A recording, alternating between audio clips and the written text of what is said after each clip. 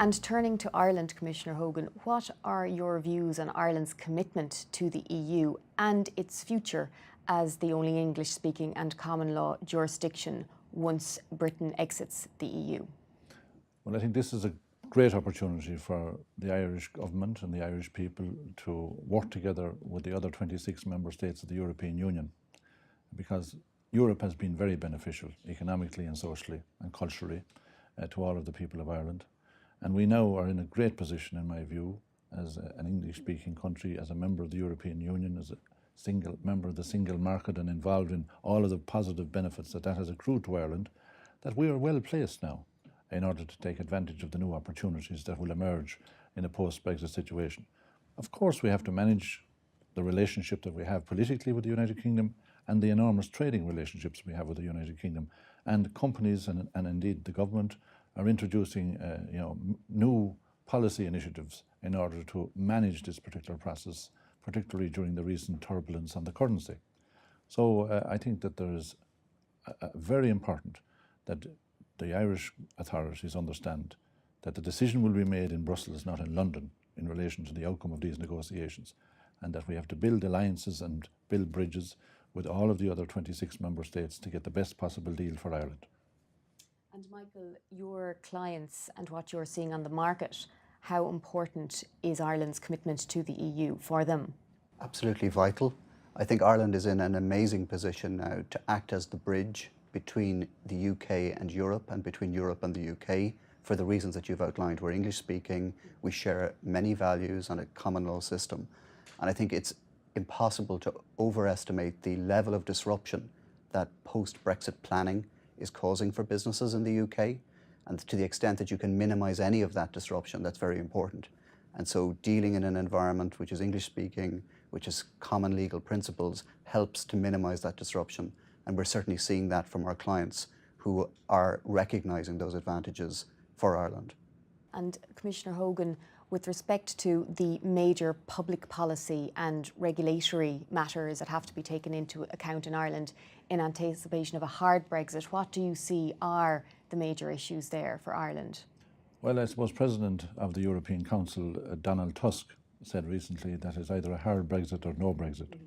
But of course, as we know, Ireland has to manage this particular situation from the point of view of being closely linked with the United Kingdom, politically and economically, and also a very important member of the European Union.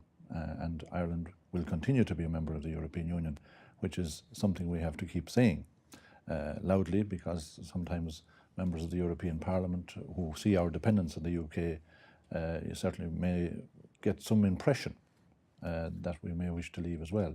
That is not the case, and that has to be said loudly and clearly by policy people and by the government and ministers.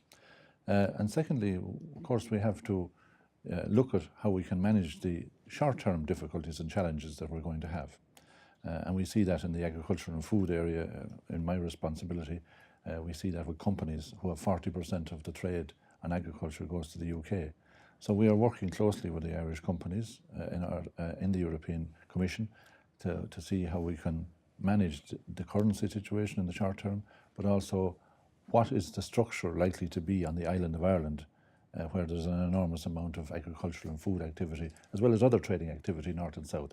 But I'm happy to say that there is an appreciation in the European Commission, and there's an appreciation by people that are involved in preparing for this process of the unique situation and set of circumstances that Ireland finds itself on the island of Ireland. Europe has invested a lot in the peace process, and certainly that is well recognised by all of the people in this House. And Michael, on the financial services side, the regulatory side, what are some of the key matters that your clients are looking at in terms of as we move forward, as Britain comes out of the EU, with respect to Ireland financial services and financial services regulation? The first thing to say is that the EU Financial Services Passport is absolutely critical to companies who want to offer financial services on a widespread basis across the EU.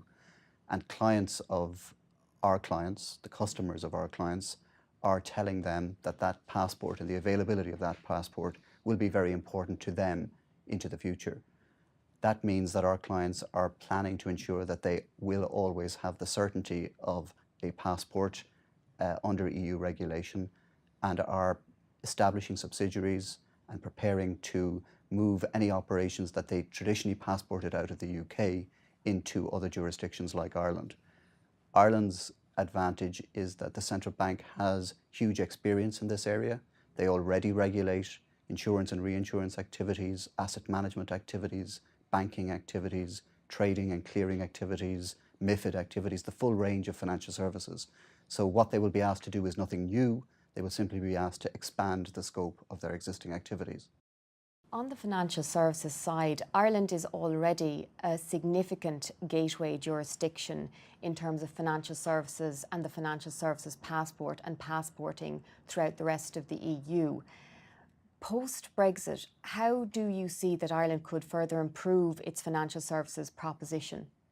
Ireland is in a unique situation to present itself as the location for financial services. It has the same legal systems as the UK, but also it has the workforce with the experience, particularly in Dublin with the Financial Services Centre. And I think that many of the companies that may wish to have a footprint in the European Union will look very carefully at the experience of Dublin and indeed other locations around the country who have developed a cluster of financial services in their particular town or city. But hugely important, of course, is the regulatory environment and also the legal environment. And this will be a very detailed negotiation. But of course, Michel Barnier, the chief negotiator, is a former commissioner for the internal market. He understands these regulations, he understands the legal situation very well, and he also understands Ireland very well from the time that he was involved in the structural funds commissioner, and he was a Minister for Agriculture in France on a previous occasion as well. So I think I would be very hopeful that somebody like him will understand not just the problems of disentanglement that Ireland has to face with the United Kingdom and the trading relationship, equally the opportunity that Ireland can take advantage of with other major cities around the European Union as well. The bottom line is that foreign direct investment want to come to Ireland because they can take advantage of the single market and the European Union huge market that it presents. They're there to make money, they're there to take advantage of that market, and Ireland is in a good place to take the opportunities that will present itself, particularly in the financial services area. And following on from that, Michael, financial services, regulation of financial services, obviously something you are so familiar with at Matheson through your work. Is there anything that's coming up right now with your financial services clients that we need to think about in Ireland in terms of our proposition and developing our financial services offering, enhancing it even more as we move forward? Well, I think the Commissioner put his finger on it when he used those words, experience and opportunity, because I think there can be a tendency to underestimate the scale and the substance of the financial services activity that's already being carried on in Ireland, and the level of experience that both the workforce and the regulator have in dealing with EU regulation and sophisticated and complex financial services activities. So for me, the real thing that we need to do is to spread that message that Ireland has the experience, it has the regulatory environment that lends itself to availing of the opportunity that the Commissioner spoke about.